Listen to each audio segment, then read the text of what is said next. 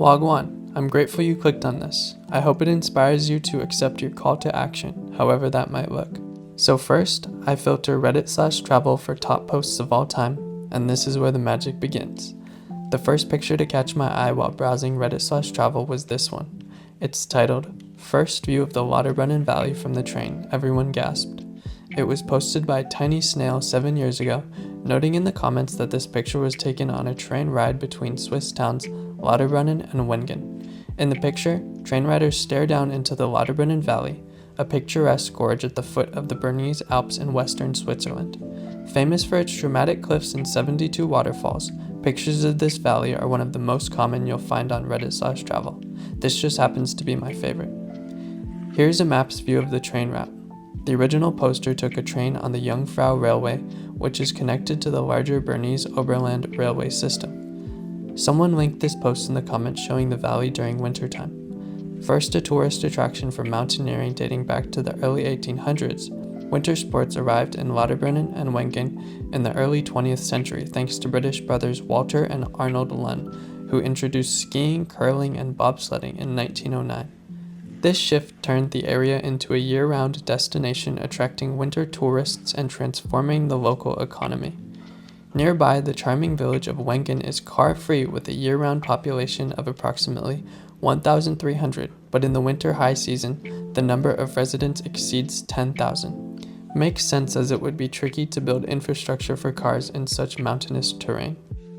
Perched on the cliffs above Lauterbrunnen, Wengen offers jaw-dropping views. Another Redditor named LOTJ posted the following photo titled, "View from our hotel in Wengen." Going back to the Google Maps train route, you can actually see the hotel that this Redditor stayed at. It's a charming hotel with 24 single, double, and triple rooms going for $200 to $300 a night. Desert lovers like myself will enjoy this next post by Reddit user USPN titled, "If you're on a road trip in California the next month or so, check out what the rain has done to the desert." Granted, this post is from 8 years ago, so don't go expecting to see this in 2025. The user specifies that this was in Joshua Tree at Quail Springs Trail, a little west of Hidden Valley, right along Park Boulevard. Here's what I was able to come up with that description using Google Maps.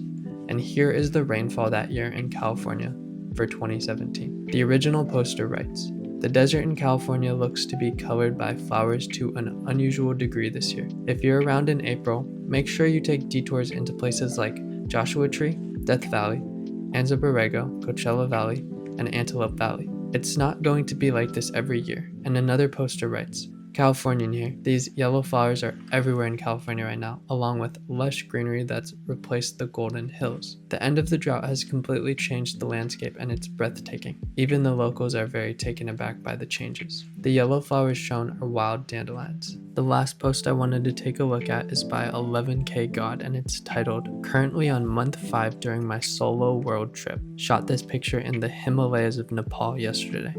I really like this one because it illustrates how achievable this sort of travel is. The original poster goes on by answering the following questions. How do you finance your travels? I worked a year at home, Germany, and was still living at my parents' house. I'm 22, and saved most of my money while still enjoying all the same stuff at home. My advice, once you decided to travel, your journey starts already at home. So try to save your money and always remember, 1 USD in your hometown is worth like 5 USD in Asia, unless it's Japan or Singapore. You get way more for your money. What do you do for transportation? 90% of the time, buses. If possible, then trains. Did hitchhiking as well, but you don't have to or need to. Flights only when necessary. What are some absolute essentials for the type of traveling you do? There are no essentials from home besides your passport, credit card, medical insurance, and a one-way ticket. You could theoretically start with nothing and buy everything in your first city abroad, and you would probably spend a quarter than back home. How long are you planning on traveling? Was thinking about a year in total, but it depends how I'll feel in the future. Right now I'm thinking to stay longer than a year, but your mood can change daily, so you never know. I prefer not to make plans if I don't have to. How much would you spend a day, and on what? It really depends what I'm doing and what country I am. I spend like 700 to 800 euros a month so far, but just 10 to 15 euros a day on average. The thing that cost me the most were international flights.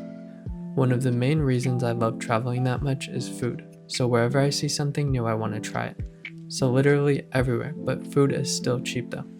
Other than that, transport, accommodations, entry fee, water, alcohol, permits, visas, activities like paragliding, snorkeling, boat tours, scooter, motorbike, bicycle rent. I really appreciated this sentiment by a Redditor named Husband Bulges in response to a poster saying that they feel worthless for being 19, not in school, and saving up to travel. My dear, stop this nonsense negative self-talk. The greatest gift that being done with required academics is that no one cares when you do things anymore. We have conditioned people to be so conscious of where they are versus others within the school system. It's crap. You'll do the things you want or need to on your schedule. You are right where you are supposed to be right now. It's fine. If you want other experiences, awesome, go chase them. But not because you think you should or are comparing yourself to others. Have dreams because they kick ass, not because you measure yourself by others' paths. And no, you don't need to better yourself unless you are a jerk to people. You may want to better your options, your future earning potential, or your knowledge of something, but those aren't who you are.